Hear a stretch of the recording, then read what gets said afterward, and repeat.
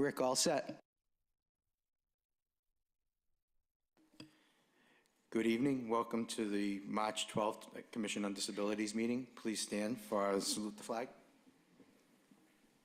I pledge allegiance to the flag of the United States of America, and republic for which it stands, one nation, under God, indivisible, with liberty and justice for all. Take a roll call of the members. Co-chair Rick Fenny is absent. He's a little under the weather. I'm sure a lot of people have seen the news.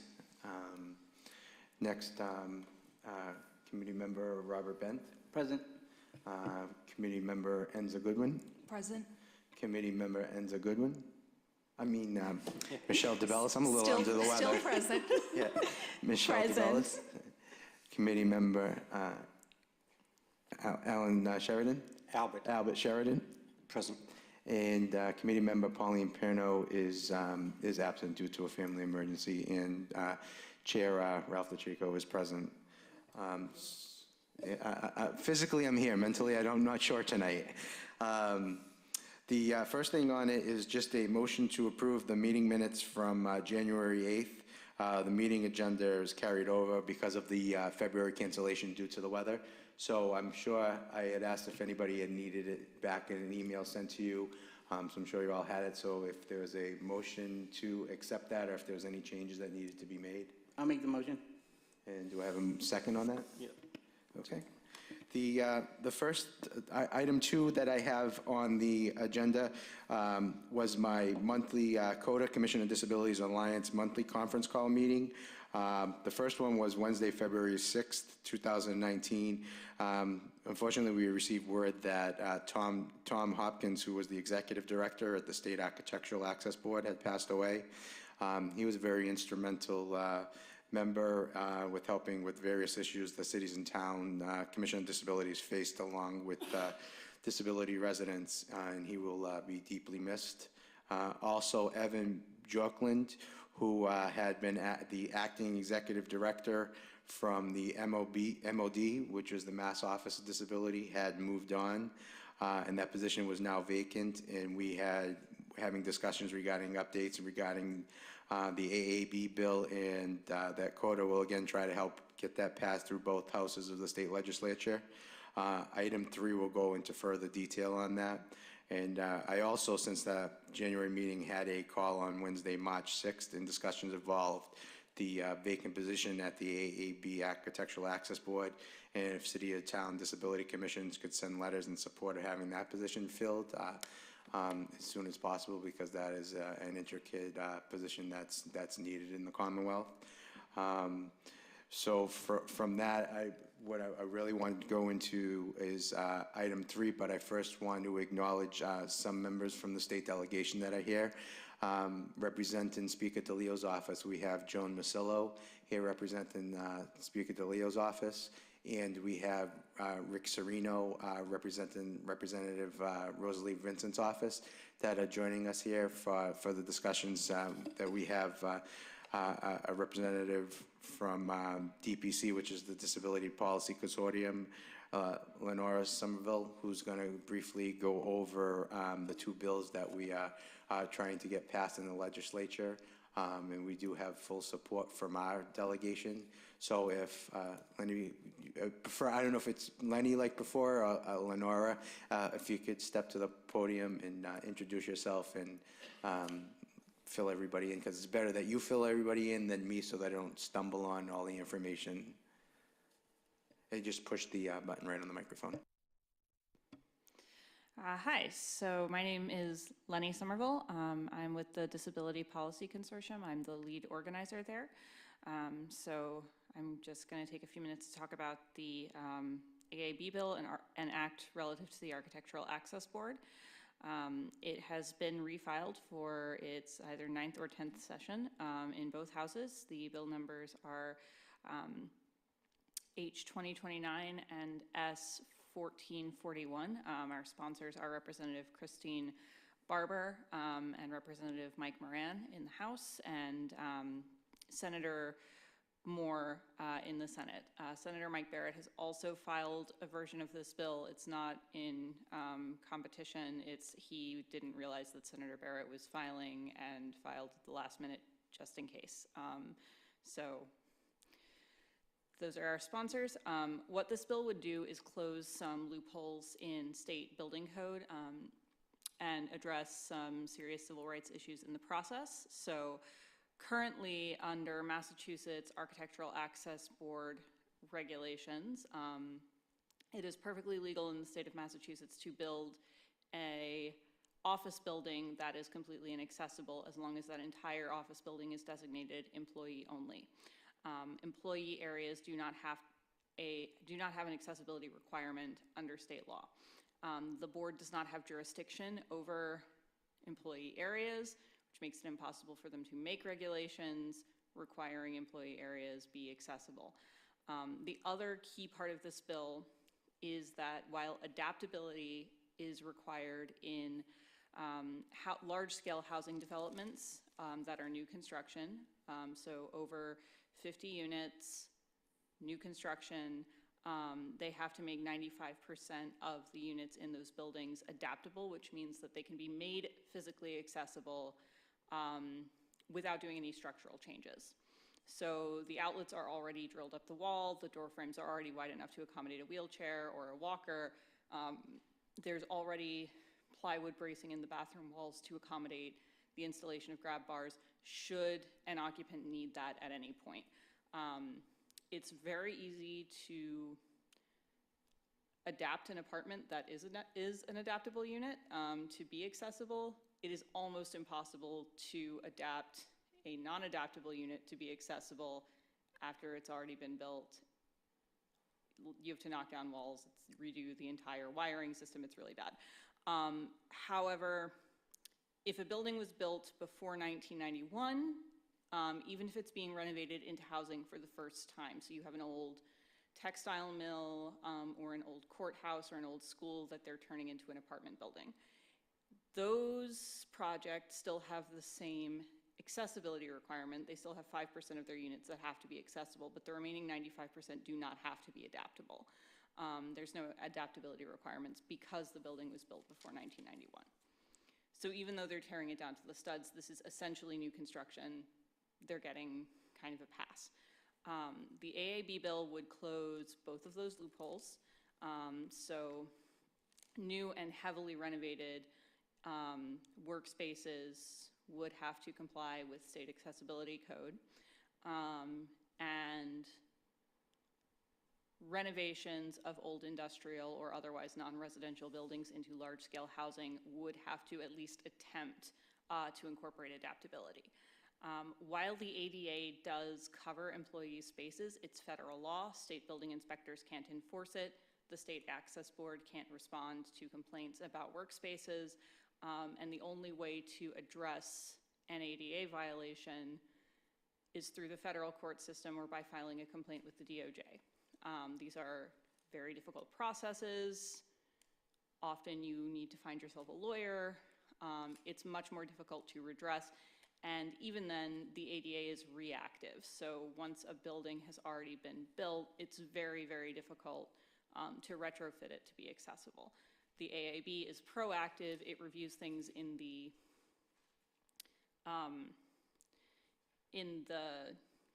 permitting process. So when a developer or a builder is applying for a work permit, they submit their blueprints or their plan to the Access Board. The Access Board looks at it and either says, great, this complies, go ahead, or this does not comply in the following areas. Here's some suggestions as to how to get it to comply. Also, if there are extenuating circumstances about why you can't meet state law, please let us know. So also the ADA is inflexible, the AAB flexible. They will grant variances and waivers on accessibility if there is an issue of feasibility, so it's not going to be technologically possible to make the building accessible, or it's not going to have significant benefit to persons with disabilities and be kind of an aggressive measure. So if there's only 10 feet of space and you would need 11 feet of space to put a ramp in at the correct grade, in order to stop you from going over the property line, the board will grant a waiver so that you can make a 10-foot ramp at a slightly steeper grade. Things like that. So it's not a rigid process. There is flexibility for businesses and property owners if they need it. But that is essentially what the bill would do. We are asking disability commissions to sign on to officially support the bill, which the Revere Commission has. We're very grateful for that. We're also asking for disability commissions to help with gathering personal testimony on the importance of this issue. A lot of people who are able-bodied and don't have a lot of contact with the disability community don't understand why people with disabilities need access to workspaces, or think that since the ADA covers it, surely all workspaces are now magically accessible. We know that this is not the case, and so people coming forward and sharing why this is important is going to be very helpful. Also, disability commissions have connections with local organizations, including local businesses.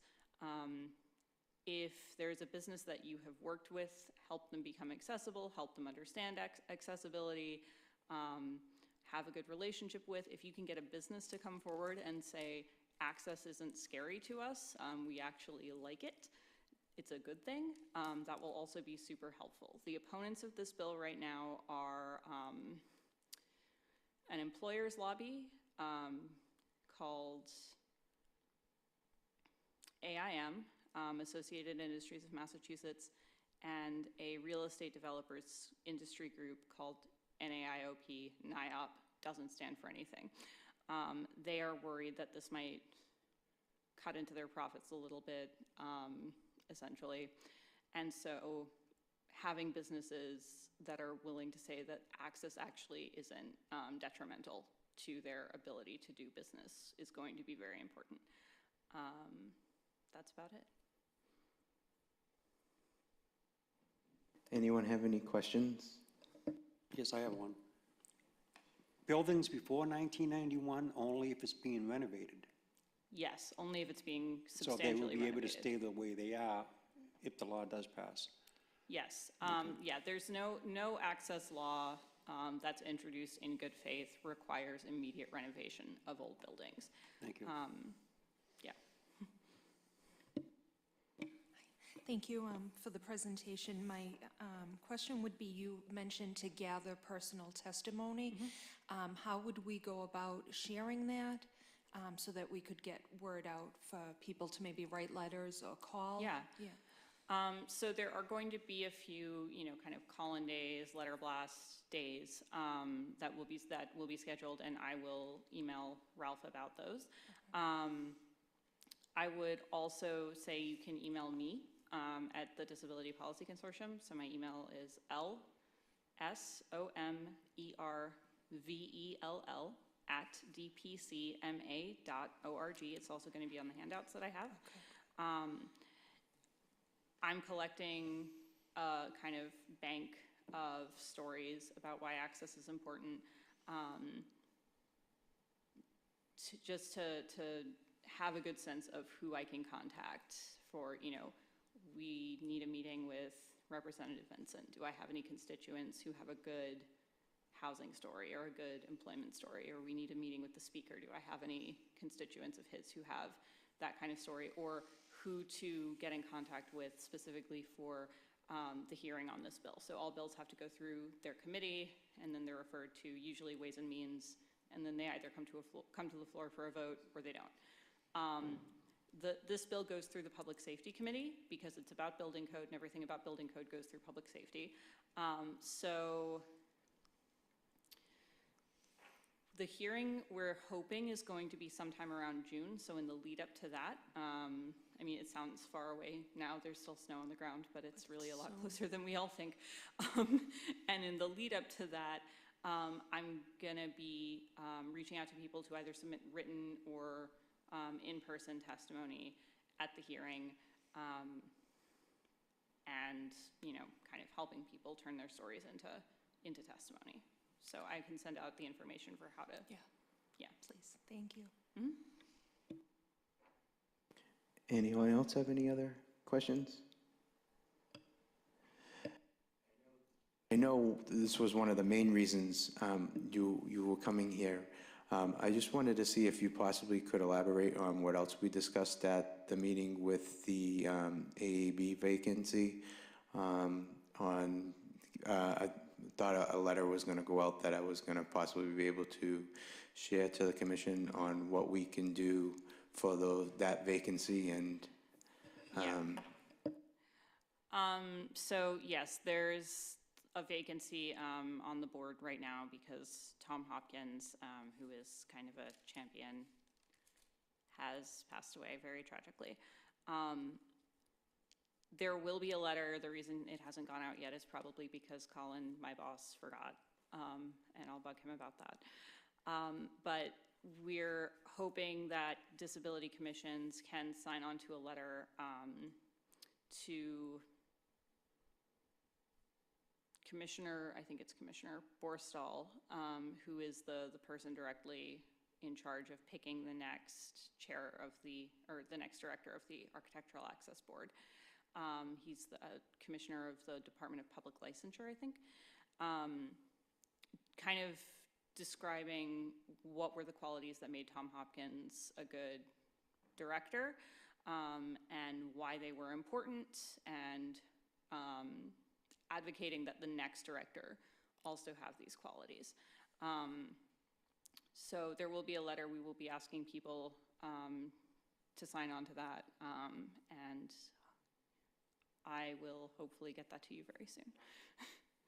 And since we have Joan here, if you could pass those wishes on to Speaker DeLeo, it's very important to the disability communion that spot be filled with the right person, and also the MOD position is still vacant, and we haven't heard what's going on that. If you find out, if you could let us know, we appreciate it. And I think the thing that commissions have been saying made Tom a wonderful executive director, and the thing that former board members and other members of the community have been saying about that is, he's a person with a disability himself. He really understood on a deep level the need for physical accessibility. He was also very proactive with regards to education. He knew that just because he got it, not everybody else understood. And education of business owners who were coming before the board for a variance, education of communities that were up in arms because some beloved institution had been temporarily closed while their access issues were addressed, disability commissions and other people who were going to be part of the variance process on how to do this effectively. And he was also flexible and creative in a way that both allowed businesses, property owners, other institutions to kind of continue to function and do their job, but also always kept access as a priority. So, coming up with really creative solutions in situations where it wasn't going to be technically feasible to make a building perfectly compliant. Like shortening the ramp, raising the grade, putting in grab bars, or is there a way to make an inaccessible part of a store accessible virtually or something like that? Just really helping this to not be an adversarial process. Anyone else have any other questions or comments? Oh, I appreciate you coming and saying this information for us, because if I tried saying it, I would probably butcher it a little bit. Coming from you, you know all the background on it, and the information gets out the right way. And also, what I will also do to you is I will send you, this gets put onto the Revere TV's YouTube channel, so that I could send you that link, so if anybody else wants to see it, you could forward it to them, so they'll be able to see the information on it. Great, thank you. Thank you so much.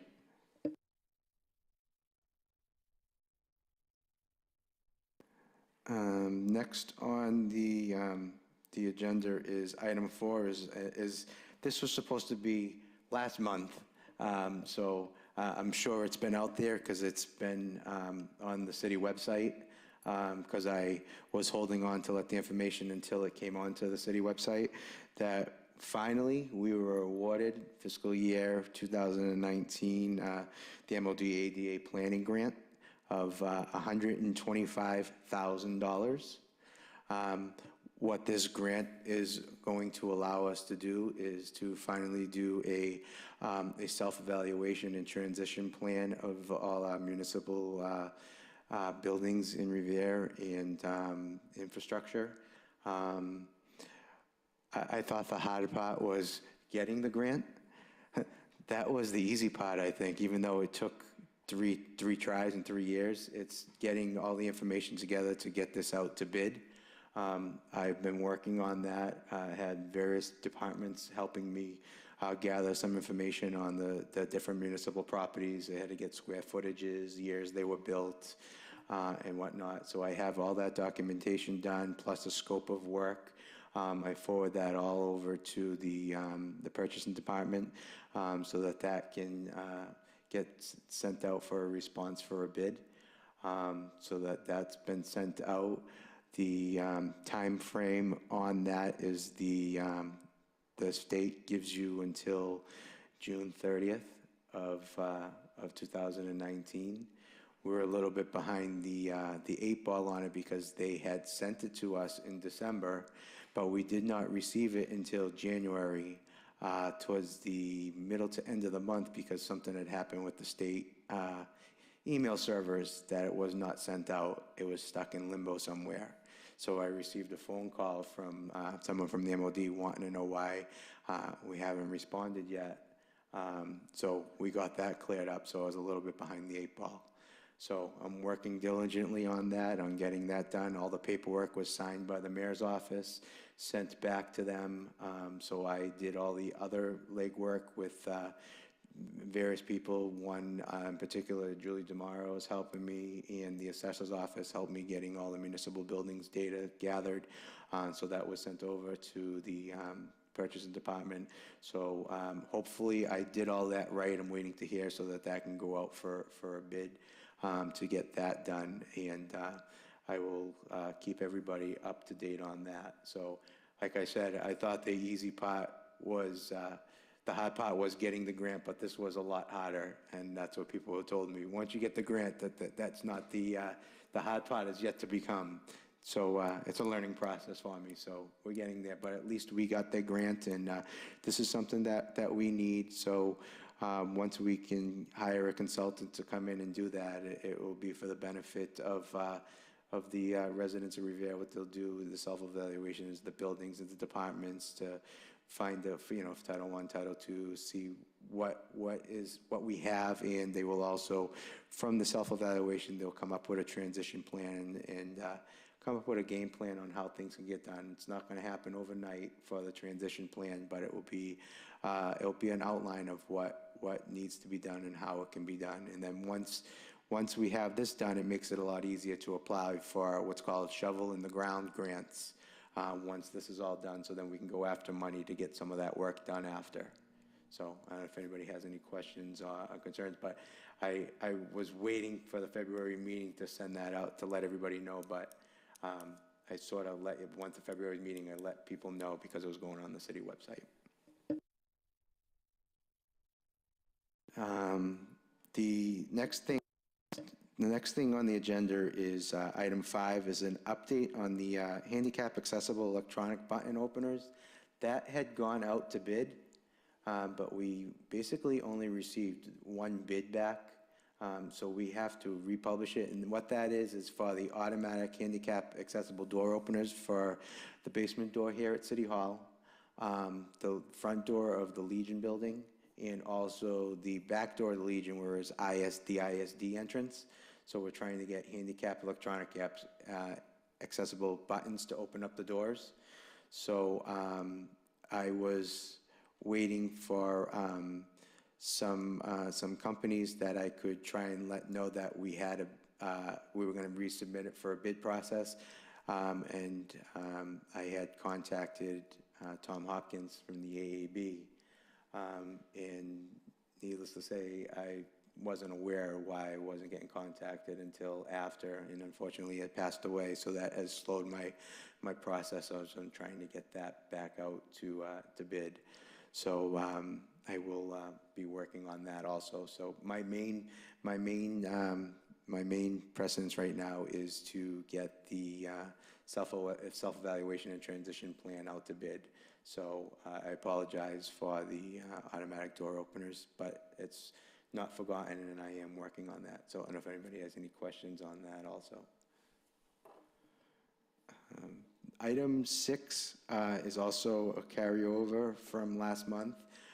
It's regarding the Revere Post Office building. I have been receiving a lot of phone calls since the beginning of January. There's been several issues with the post office building. It's not a state building, it's not a city building, it's privately owned. And I guess there's been some issues over there that, number one, there were handicap signs that were painted over blue in the back parking lot, which is not supposed to have happened. Secondly, they're supposed to have a handicap accessible door that's supposed to open at all times in the rear of the post office for the ramp, because even though there's a ramp at the front of the post office, there's a step, and wheelchair accessibility is not feasible. So I had contacted ISD in January, and they had contacted the building owner.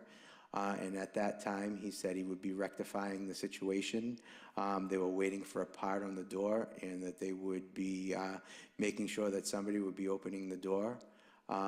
This was in January. Now, February went by, and now I received another phone call yesterday that the situation with the door is still the same as it was.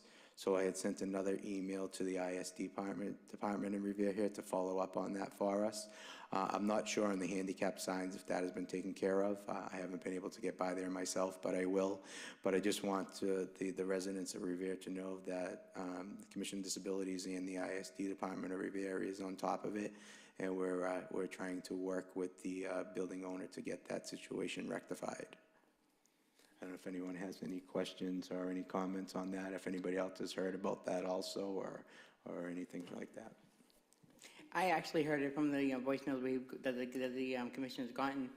It sounds like the door is locked, and I don't understand why. It sounds like there's something that the owner of the building needs to justify why that door is locked. He's saying it's a piece, but we're talking over 2 months from the time you talked. IS talked to him. Right, and from what I've been told by some residents, it's been longer than that it's been in that situation there. It's 2 months, at least 2 months that I've been notified, but residents are telling me it's been going on a lot longer than that. So hopefully we can get that situation rectified. Anyone else have any questions or comments? And this is the post office on Broadway, not the one down in Wonderland. Next is item 7 is schedule of events, and I'm going to turn this over to Michelle and Enza to take care of this. It's kind of lengthy because we've lost a couple of meetings, so. Thank you, Ralph. In January, Revere CPAC hosted with Miss Diana and Miss Sally at the rec center cooking night. The kids enjoyed preparing pizza, and at the end they were giving an ice cream treat, and all the parents also partook in this. It was a great time. The kids had a wonderful time. Miss Sally and Miss Diane were wonderful as always. I want to give a big thanks to Miss Jackie Roy. She offered an ABA strategies presentation to our parents in the month of January. The parents gained valuable information from a wonderful teacher. February recap, the Revere Rec and the City of Revere partnered together for the Special Olympic program. Beginning Saturday, February 9th, and it is running through March 30th. The Young Athletes program kicked off, ages 3 to 7, and also a basketball, and that was for ages 8 and up. Our Valentine's Day party took place on Monday, February 11th. The children enjoyed sensory stations, we had cupcake decorating, and there was dancing for all. And So for March, last night, we held kind of an Uno's fundraiser, one of those Dining for Dollars nights, and any and all money raised supports our CPAC program, so we were excited about the turnout for that. And on next Monday, March 18th, at the Revere High School Learning Commons, we're having our monthly parent meeting. This month's topic will be ADHD, and we're hoping that anyone in the community, not just parents of children on IEPs or 504s, but any parents that feel that they have a connection or knowledge or want more information about ADHD, we're encouraging them to come join us at this meeting that begins at 7 p.m. And then we are very excited to talk about our second annual Walk for Autism, which is taking place Sunday, April 7th at the Revere High School Field House. This is our annual fundraiser, and it is a family-friendly community event. And we can't thank enough the Mayor's Office, Recreation Department, Row to Revere. So many different agencies have come out and have donated gift cards and checks and have supported us in so many ways, and it truly is going to be an amazing event. It's only our second one, but we can see the growth from last year to this year, and we're just encouraging members of the community to come out and join us on April 7th, and we're still accepting any donations if possible. I just have just a couple of quick questions. Basically for Michelle and Enzer, if you, are you involved or participating with your children in the Special Olympics basketball program? I just wanted to see how it was going and how many, if you know a bit roughly, how many participants and if there is a lot of Revere students involved in it, or children? Yeah, so as far as I know, all the children that are participating in the basketball are all Revere children. And the numbers have fluctuated because the weekend weather has not cooperated with us as it has in the past. We've had to, it did get postponed a couple times, but that was based on the Recreation Department and Special Olympics. But when it has taken place, we've been lucky enough to have 6 or more children participating. My son has really enjoyed it. And I've also had my 2 older boys volunteering and helping out with the other kids, so it's been a great experience. Oh, good. Now, the other thing that I wanted to, well, 2 things I wanted to mention about the April Autism Walk. And I mentioned it to you that during my monthly CODA meeting on Wednesday, I had mentioned it to the commission, to different various cities and towns that are on that call.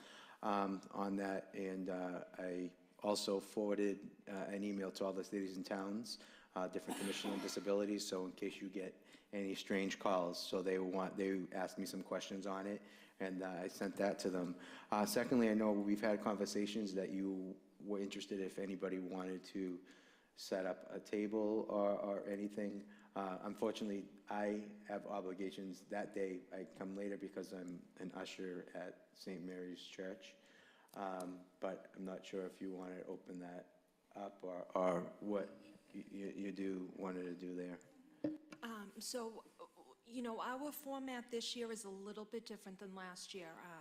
And what we did differently, or what we plan on to do differently this year, is we're hosting it inside. This way we don't have to worry necessarily about the weather or conditions like that. And we want to make it family and child friendly. So, for example, the Recreation Department's providing us an inflatable. Row to Revere has paid for Jenny the Juggler to come out, and she plans on juggling and making balloon animals and face painting. But in addition to that, we want to have tables set up with information for parents so that while the kids are having a good time, parents can maybe gain some knowledge of some resources that are available. So for example, we have Safety Net coming out, which we've talked about here before, and they're going to provide some samples of, if you will, like LoJack for children or adults. So we're trying to get as many different groups out as possible. So we were hoping to maybe have an informational table with information from the commission. The only catch with that is Michelle and I are obviously running the event, and Rick is DJing. Really? Okay. All right. I checked with them on Saturday, so something much, okay, well, all right, so while anyone's watching, we're now looking for a DJ, if anyone knows of anything. So, yeah, so the idea is to maybe get a commission table there with some information. Yeah, because I'm thinking that if somebody can be at the table, I'm thinking of maybe having surveys, survey forms, and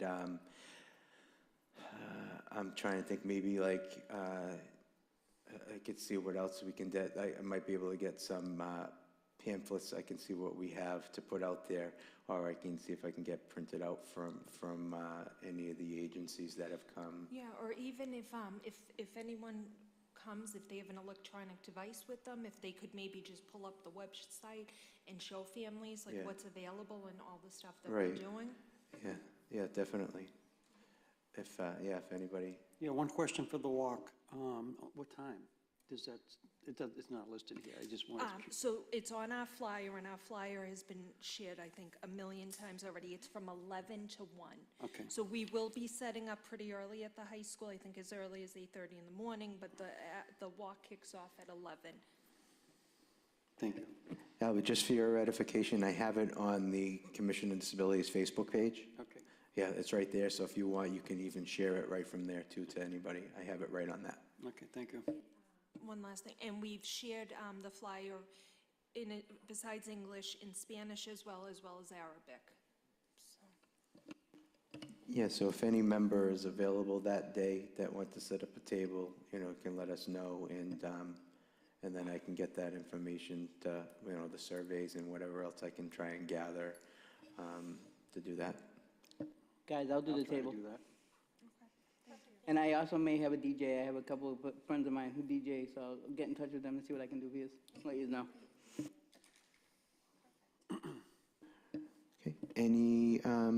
any other questions on any of the recaps for January, February, March, December, upcoming months? This is what happens. I think the same thing happened last year. We lost the February meeting for the snow. That's New England for you.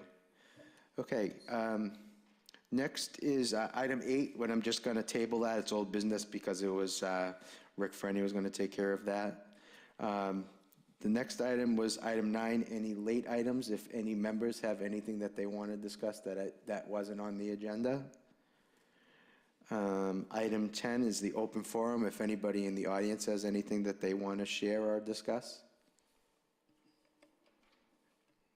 No, don't hear and don't see any.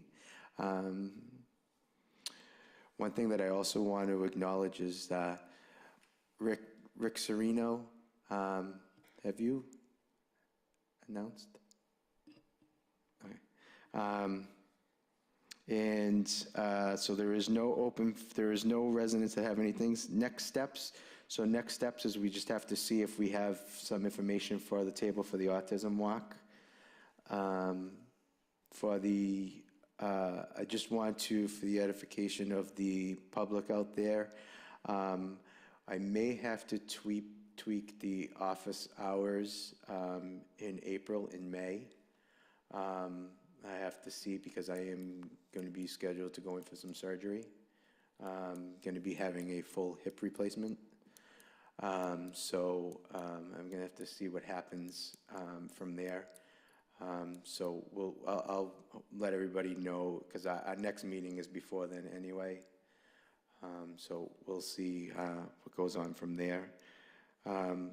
So item 12 is just a reminder that the Commission on Disabilities has office hours every Friday from 8:15 to 12:15, and we're located in the Veteran Services offices, which is located in the rear of the Legion building next door at 249 rear of Broadway. You can call for an appointment if you'd like to, but you do not need one. You'll be able to talk to someone from our 311 constituent service hours when you call the Commission on Disabilities number. This way you don't have to go right to a voicemail, but if they cannot answer your question, they can automatically transfer you right to the Commission on Disabilities voicemail. And even though I only have office hours on Fridays, I try and get back to you the same day that you leave a voicemail. Just please let us know if you'd like something on our agenda or if you'd like to come up and speak at our next meeting. And also that the Commission on Disabilities here in Revere is here to help and assist all the disabled residents and families in Revere. That's what we're here for, and please just remember that. If there's no other further business, One question. Yeah. You have April 16th, that's the third Tuesday. okay, So so are it we going to do should- the 9th? Or are we? Yeah, it might have been a miss. Yeah.